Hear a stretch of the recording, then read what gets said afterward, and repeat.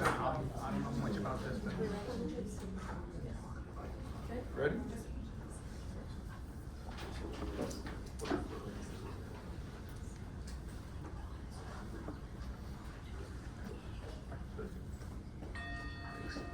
Hi, I'm Oriel, and the question we will be answering today is, what does occupied mean in the Israel-Palestine conflict through the lenses of Coates and Fields? Before we get into that, here are some quick definitions to get us going. Occupation in general is the control of a territory by an outside power. Coates' definition specifically is that occupied means the occupier can exercise its will wherever it chooses.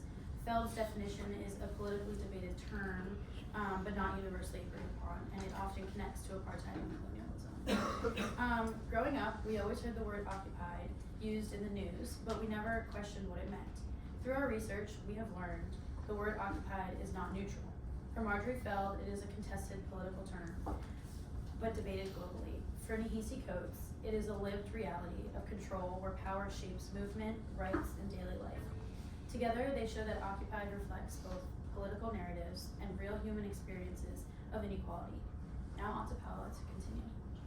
Before we start, we want to be upfront that we recognize how sensitive this topic is, so we wanted to cover it strictly from the narrative and perspective of both authors.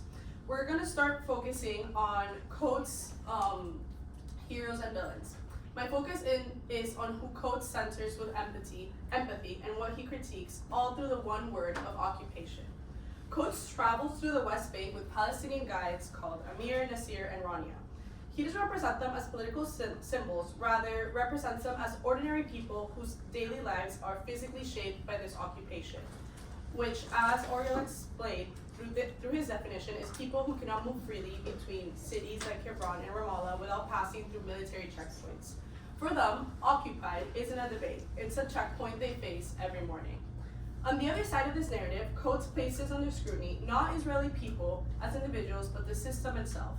The West Bank barrier built in 2002, the checkpoint network, and what Israel is exercising in its will, Coates frames as an infrastructure that makes occupation a physical and lived reality rather than just a political label. However, we have to be fair and compare both sides, and this is where Feld is essential. Coates is writing a personal memoir with specific perspective of his time visiting the Palestine and Israel territory. However, Feld reminds us that the same infrastructure of occupation looks completely different from the other side in Israel. The checkpoints in that barrier that were built after the Second Intifada, which is when suicide bombings killed over 1,000 Israeli civilians, shows a different perspective, that the barrier for them isn't occupation, it's simply protection. So the entire tension of the word occupied lives right there.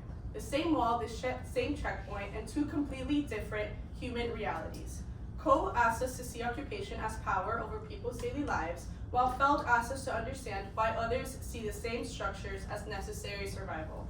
Neither erases the other. I'll hand it over to Ale to continue talking about this. At this point, the idea of occupation starts to feel overwhelming and inescapable. Coates shows this through explaining that in everyday life that soldiers roamed how they felt, stopping and interrogating according to their whim.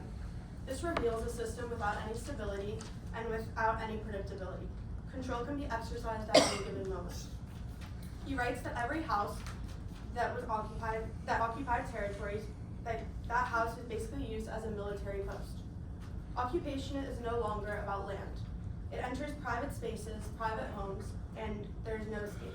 This connects to the broader definition that the West Bank is occupied. Israel exercises its will wherever it chooses, emphasizing that occupation is total, shaping movement, space, and a lot of people's everyday lives. Feld shows that their meaning of occupied is still debated, and some describe it as apartheid, used as a descriptor of Israel's occupation, while others as colonialism. There is no universal agreement. Ultimately, occupied is not just about control, but living in a system that feels inescapable, while the world continues to argue what we should call it. Now I'll hand it over to Olivia, who will compare how the authors describe occupied. The word occupied often lives in the abstract until it's grounded in real experience. This is where the perspective of Marjorie N. Feld and Ta-Nehisi Coates intersect in a meaningful way. Feld approaches occupied as a political and historical concept. As a historian, she emphasizes how the term is used in international discourse, how it shapes narratives, signals legal status, and influences how conflicts are understood. For Feld, calling a place occupied is not neutral. It's a deliberate choice loaded with political consequences. But this is where Coates' life and perspective bring Feld's ideas into reality. Through his experiences as a Black American and his observations abroad, Coates illustrates what occupation actually looks like and feels like when Coates describes restrictions on movement, amounts of power, and the constant presence of authority. He gives concrete form to what Feld describes in theory. In other words, Coates' lived experience becomes a case study of Feld's framework. Where Feld explains the word occupied and shapes political understanding, Coates shows why it matters. Because behind the word are real systems that control people's lives. This connection highlights something important. Political language is not just academic. Terms like occupied don't stay confined to textbooks or debates. They describe lived conditions. Feld helps us understand the weight of the word, but Coates shows us its consequences. Now, on to Nirvana for the context. When we hear the word occupied, it may simply just mean the capturing of land. But in our readings, the word means completely different things depending on who is using it, and that contrast is important. For Coates, occupation is about power and control over people's lives. He focuses on what it feels like to live under that control, where movement is restricted, rights are limited, and one group has more power than the other. He connects this to other systems of inequality, like segregation, to show that this is not just political, it is also about fairness and human dignity. In simple terms, Coates sees occupied as something clearly unjust that affects people every day. On the other hand, Margie Feld shows that the meaning of occupied is not agreed upon. She explains that different groups of people interpret this word in very different ways.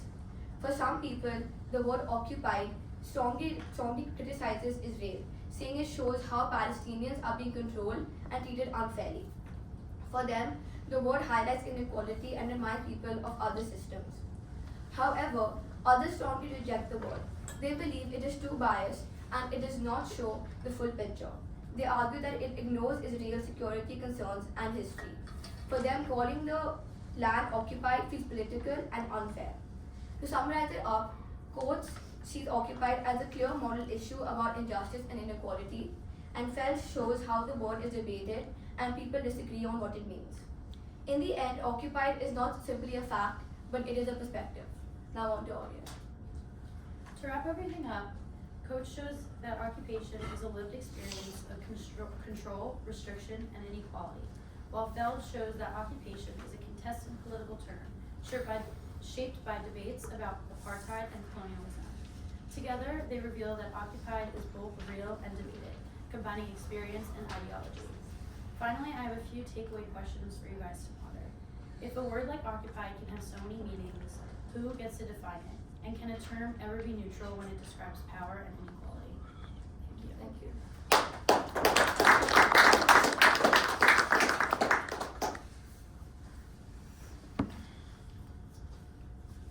Was there like a certain like piece or aspect of this that you didn't know like going into it that you learned like while you were working on this that was like particularly like insightful or interesting? I didn't know like how like the checkpoints, and like I actually had like very little understanding of like how it looked like in the like for like a real person to like live through it. But after reading, like I could definitely see like the two perspectives for sure. On like how one side it's fully for protection and like it's within their right, you know, like to feel secure, while the other side sees it differently. Yeah, and adding on to that, like I didn't know that occupied had such like a big meaning behind it. I kind of always just thought of it as like kind of like a word. So it was really interesting to learn like how much political and like background it kind of has. Were you guys' opinion kind of altered after doing all the research on the conflict? I can take that. To be honest, I don't think we have a personal stance on the conflict. But I can definitely say that like what we learned was the opinions of the two authors that we read. And so it was just interesting to see like their perspective and what they think and to kind of analyze like their thought process. We definitely don't have a personal stance. I think, adding on to that, I think it was really interesting how we kind of discovered how everyone has a different perspective on the word, and I think that also shocked us because occupied to all of us before was just kind of used in the same ways. Again, since we don't have like a personal take on this topic, we, well, that's not enough, but like, we can't, I feel like we don't have full knowledge, to really speak about one definition, so I think it was just really interesting to see how anyone in this classroom or anyone outside or anyone actually experiencing firsthand effects from this conflict would use the word. I also thought it was really interesting how the two authors kind of really like built off each other, especially with Feld kind of being like the conceptual part and then Coates having the lived experience. I felt like that really cemented our understanding of the word occupied in the context of the authors. What did you all think about Coates's, I'm trying to think, interview or time with the former members of the IDF and their position against the occupation? What did you all think about that? Were you surprised? There was a particular organization, I can't remember the name, but these were former members of the Israeli Defense Force, and they were in opposition to the occupation. What did you all think? I don't think that we looked at that specifically for our research on this presentation specifically, but I can definitely speak to like our research being surprising in the fact that like there were many different perspectives across both sides and like both authors, what they had to say, what they had gleaned.